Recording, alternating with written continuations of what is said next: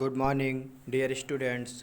Saurabh sir की online SST की class में आप सभी का स्वागत है। आज हम क्लास सेवेंथ में जो आपकी ज्योग्राफी है, भूगोल, उसका चैप्टर 10 अर्थात पार्ट 10 जिसका नाम जैवमंडल है, जिसको इंग्लिश में बायोस्फीयर बोलते हैं, उसकी स्टडी करेंगे। तो आइए देखते हैं कि जैवमंडल क्या होता है। पृथ्वी सौर मंडल का एकमात्र ऐसा ग्रह है जहां जीवन पाया जाता है। पृथ्वी पर जीवन की उपस्थिति का कारण यह है कि इस ग्रह पर तापमान की उपयुक्त दशाएं, वायु एवं जल उपलब्ध है, जो जीवन के लिए अत्यधिक आवश्यक है। जैवमंडल जीवन का मंडल है। पृथ्वी पर समस्त जीवन इसी संकीर्ण पेटी में मिलता है। जैवमंडल की मोटाई मात्र 28 किलोमीटर है। या परत सागर तल के 11 किलोमीटर एवं धरातल से क्षोभ सीमा तक 17 किलोमीटर की ऊंचाई तक विस्तृत है। इस मंडल या परत में विभिन्न प्रकार का जीवन पाया जाता है, चाहे वह पेड़ पौधे हों या प्राणी हो अथवा सूक्ष्म जीव। अधिकांश जीवित प्राणी धरातल पर, जल में तथा वायुमंडल के निचले भाग में पाए जाते हैं। पृथ्वी पर जीवन का आरंभ आज से लगभग 450 मिलियन वर्ष से भी पूर्व सागरों में हुआ था। जीवन का विकास सर्वप्रथम अमीबा नामक एक कोशिकीय जीव में हुआ। क्रमशः पौधों तथा जीवों की लाखों जातियां विकसित हुईं। धरातल पर जीवों की इस विविधता को जैव विविधता कहते हैं। मनुष्य ने अपने क्रियाकलापों से समस्त पौधों तथा जीवों को प्रभावित किया, इसलिए वह जैवमंडल का सबसे महत्वपूर्ण अंग है। मनुष्य की अनेक आवश्यकताएं हैं जिन्हें वह प्राकृतिक संसाधनों से पूर्ण करता है। विगत शताब्दियों में उसने अपनी योग्यताओं तथा क्षमताओं द्वारा तकनीकी का विकास किया है, जिससे वह अपने प्राकृतिक संसाधनों का सर्वोत्तम उपयोग कर सके। अतीत में वह प्रकृति से पूर्णता सामंजस्य रखकर जीवन यापन करता था। वैज्ञानिक प्रगति होने पर उसने प्रकृति में हस्तक्षेप करना आरंभ कर दिया।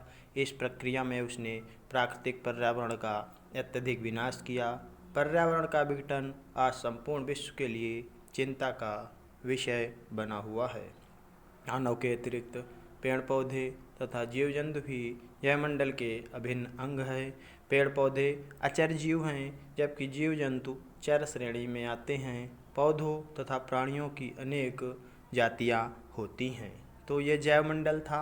अब आइए देखते हैं कि पादप जगत मतलब पेड़ पौधों का संसार। पादप जगत के अंतर्गत धरातल पर पाई जाने वाली समस्त प्राकृतिक वनस्पतियां आती हैं।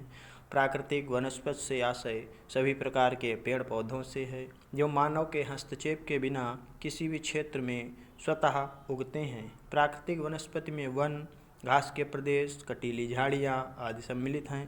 विभिन्न प्रकार की प्राकृतिक वनस्पतियाँ विभिन्न प्राकृतिक दशाओं में उगती हैं। तापमान तथा वर्षा दो प्रमुख कारक हैं जो किसी भी क्षेत्र की वनस्पति का निर्धारण करते हैं।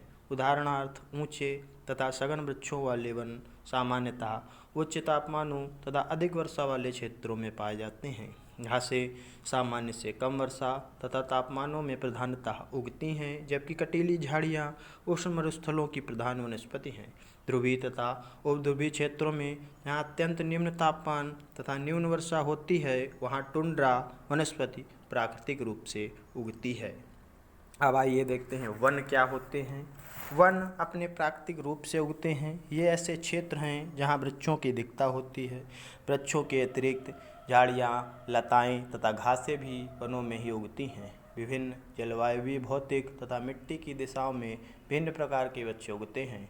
कुछ वनों में वृक्षों की लकड़ियाँ कोमल होती हैं, जबकि अन्य वनों में कठोर किस्मों की प्रधानता होती है। कुछ वनों में पर्णपाती वृक्षों की अधिकता होती है, तो कुछ में सदाहरित वृक्ष मिलते हैं। वृक्षों की पत्तियां चौड़ी भी हो सकती हैं और शंकुधारी भी। इन गुणों या विशेषताओं के आधार पर विश्व में निम्नलिखित प्रकार के वन पाए जाते हैं। नंबर 1 उष्णकटिबंधीय सदाबहार वन या वर्षा वन। इन वनों को वर्षा वन भी कहते हैं। इन वनों के वृक्ष किसी भी मौसम में अपनी पूरी पत्तियां नहीं गिराते हैं।